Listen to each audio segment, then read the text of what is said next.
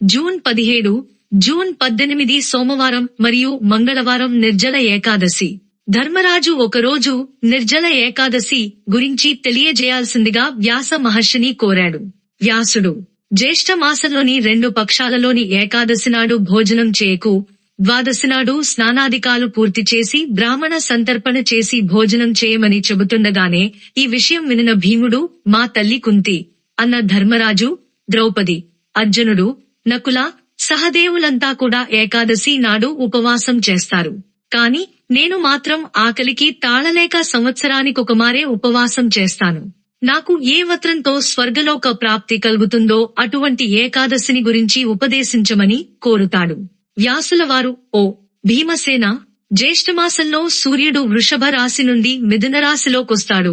అప్పుడు శుక్లపక్షంలోని ఏకాదశి నాడు కేవలం ఆచమనం తప్ప ఇక ఎటువంటి నీటిని, నిర్జల, తాగకుండా ఉండు. తాగావో వ్రత భంగమవుతుంది. ఏకాదశి సూర్యోదయం నుండి ద్వాదశి సూర్యోదయం వరకు నీటిని త్యాగం చేసి ద్వాదశి నాడు స్నానాదికాలు పూర్తి చేసి బ్రాహ్మణులకు నీటితో పాటు సువర్ణదానం చెయ్యి.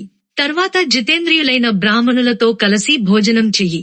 శ్రీ మహావిష్ణువు నాతో, ఏ మానవుడు నన్ను తలచి ఏకాదశి వ్రతం చేస్తారో వారు పాపాల నుండి విముక్తులవుతారు అని తెలియజేశాడు.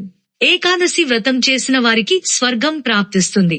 ఏకాదశి రోజు ఎవరైతే నీటిని కూడా తాగకుండా ఉంటారో వారికి ఒక్కొక్క ఏకాదశికి 1,000,000 సువర్ణ ముద్రలు దానం చేసిన పుణ్యఫలం లభిస్తుంది. నిర్జల ఏకాదశి నాడు చేసిన స్నానం, దానం, జపం, హోమం మొదలైనవన్నీ అక్షయమవుతాయని పండితులు అంటున్నారు. నిర్జల ఏకాదశి ని విధి పూర్వకంగా చేసిన వారు వైష్ణవ పదమును పొందుతారు. నిర్జల ఏకాదశి నాడు అన్నం, వస్త్రం, గోవు, జలం, మంచం, కమండలం, గొడుగు దానం చేయాలి అని వ్యాసుల వారు భీమసేనునికి చెప్పారు.